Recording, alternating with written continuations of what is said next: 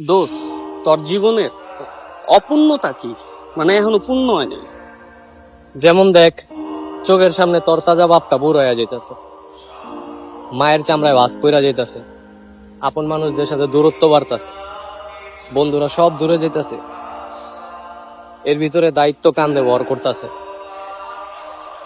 আমি তো একাই হইয়া যাইতাছি। এই হাসি, এই কান্না, হুটহাট মন খারাপ, ডিপ্রেশনে যাইগা। বাস্তবতা শরীর থেকে ঘাম বাইর করতেছে। জীবন আমারে কই নিয়ে যাইতাছে আমি নিজেই বুঝতাছি না, আসলেও বুঝতাছি না। দোষ পোলাগো জীবনটা এমন কে দোষ, এমন কি লিগা? সবাই খালি এক্সপেকটেশন রাখে আর কি আমাদের উপরে।